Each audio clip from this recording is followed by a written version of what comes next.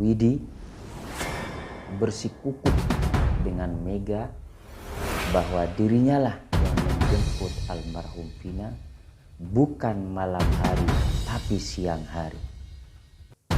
Kahfi yang katanya tidak mengenal terpidana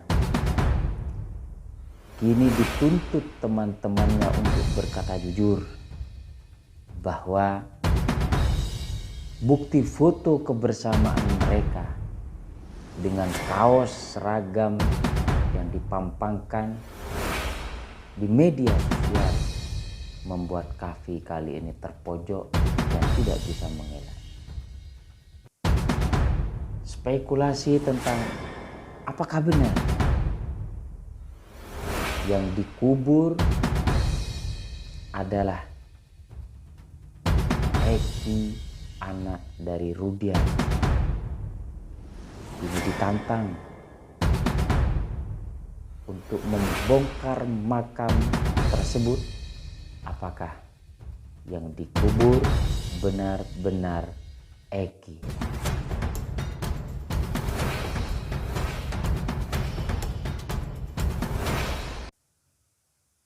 Sobat sekalian, misteri kasus meninggalnya Vina dan Eki terus bergulir. Satu demi persatu terbongkar. Fakta-fakta baru bermunculan, sobat sekalian. Kini semakin mengkerucut bahwa apa yang selama ini menjadi tuduhan semakin mendekati kebenaran. Apakah Ibtu Rudiana mau bertanggung jawab atas skenario yang sudah disusun hingga terpidana sampai hari ini masih mendekam di penjara? Mari kita simak begitu mengejutkan apa yang disampaikan oleh dua sahabat Vina yang pada waktu itu mengetahui persis kronologi bagaimana Vina sebelum kejadian. Mari sobat sekalian, kita simak.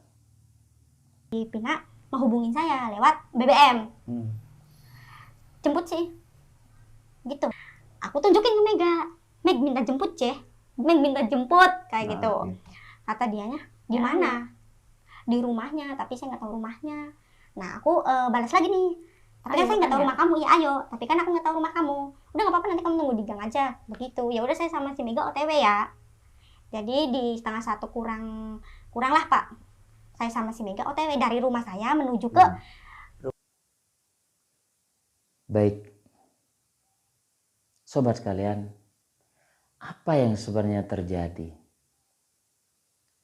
Kakak almarhum Vina bersikukuh menyampaikan bahwa almarhum Vina dijemput pada malam hari. Apakah ini murni kecelakaan? Hingga untuk menyesuaikan dan mengikuti skenario pengarang cerita, Marliana tega mengikutinya hingga mengatakan bahwa adik kandungnya dijemput oleh sahabatnya pada malam hari. Jika handphone mereka dibuka, maka akan terbongkar semuanya. Tapi diungkap oleh Marliana bahwa handphone si Vina, adik kandungnya, terhapus. Hanya tersisa satu kontak dan chat yang berada di dalamnya. Siapakah yang menghapus, sobat sekalian? Ya tentu siapa yang pertama kali mengamankan handphonenya si Vina? Kali ini Kahfi, sobat sekalian. Yang awalnya bersikukuh tidak mengenal terpidana, kali ini dituntut teman-temannya sendiri. Hanya sebuah pelariankah? Atau juga mengikuti skenario yang sudah disusun oleh pengarang cerita hingga Pak RT Pasren, ayah dari Kahfi, mengajak anaknya untuk berbohong hingga menutupi kasus ini bahwa agar tidak terbongkar, sobat sekalian. Kali ini Kavi tidak bisa berkutik, tidak bisa mengelak pada saat teman-temannya menuntut untuk berkata jujur. Kita simak, sobat sekalian. Ini baju ini bukti bahwa Kavi ini sering main bareng sama terpidana Hadi, Jaya, Eko. Ini baju bareng-bareng depan kami, Kavi agar berkata jujur lah. Ini ingat nggak Kavi, baju bukti pemuda saudara selalu bersama nih identitasnya. Nah, harapannya Kavi jujur aja lah. Jujur aja intinya Kavi, intinya jujur, jangan berbohong. Baik, luar biasa sobat sekalian. Apakah sekali lagi ini hanya untuk mengikuti permintaan pencipta skenario demi mengorbankan orang yang tidak bersalah hingga mengajari anaknya si RT Pasren, Kavi, untuk berbohong bahwa malam itu dia dengan terpidana tidak menginap di rumahnya sendiri. Kini terungkap, akhirnya Kavi terpojok. Tidak bisa mengelak karena sudah dituntut oleh teman-temannya sendiri bahwa mereka adalah teman dekat. Terbantahkan apa yang disampaikan oleh Kavi bahwa mereka tidak mengenal Kavi, begitu sebaliknya Kavi membantah bahwa mereka adalah teman dekat Kavi. Begitu rumit sobat sekalian. Tetapi terungkap satu persatu fakta yang terjadi dalam kasus Vina dan Eki ini. Kali ini spekulasi muncul. Apakah benar yang dikubur adalah Eki anak Ibtu Rudiana? Untuk mematahkan spekulasi itu, Ibtu Rudiana kali ini ditantang. Beranikah Ibtu Rudiana untuk membongkar makam itu, memastikan apakah yang dikubur adalah Eki atau bukan?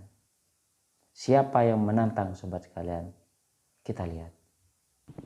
Ada salah satu cara untuk mengakhiri spekulasi ya dari masyarakat dan netizen. Apakah Eki yang meninggal itu Eki bukan? Ada salah satu cara. Mabes Polri harus membongkar kuburan Eki, kemudian dilakukan tes DNA. Astagfirullahaladzim, dia sudah pernah dikubur dan dibongkar lagi. Itu tidak bisa, tidak manusiawi. Cocokkan dengan. Saya keberatan sekali ya. Cocokkan itu dengan. Sudah. Kenapa keberatan kan untuk mengungkap kebenaran? Untuk mengungkap itu kebenaran. Adikku, tenanglah kau.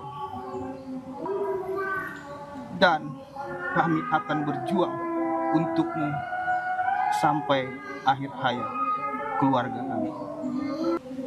Mbak terus berjuang mencari keadilan buat Eki. Tenang di sana ya, tenang di sana ya Allah, tenang di sana Eki. Baik. Spekulasi bahwa yang dikubur adalah bukan si Eki membuat Ibtu Rudiana geram. Hingga yang awalnya tidak berani muncul ke publik dengan alasan kedinasan bahwa jabatannya sebagai anggota polisi, profesinya sebagai polisi, tidak boleh berbicara sembarangan di hadapan publik. Tapi kali ini apakah terpaksa muncul di hadapan makam putranya dengan derai air mata kesedihan yang diperlihatkan, muncul di hadapan publik? Apakah sudah mendapatkan izin dari atasan ataukah melanggar larangan kedinasan untuk berkomentar? Skenario apa lagi yang dibuat Rudiana hingga mampu berakting dengan tangisan? Menarik sekali sobat sekalian. Beranikah membongkar makam Eki untuk memastikan kebenaran? Sudah dijawab oleh kuasa hukum, yang bersangkutan tidak setuju dan tidak mau, apakah dengan alasan kemanusiaan ataukah memang tidak ingin terbongkar motifnya, sobat sekalian. Sampai berjumpa di episode berikutnya. Wassalamualaikum warahmatullahi wabarakatuh.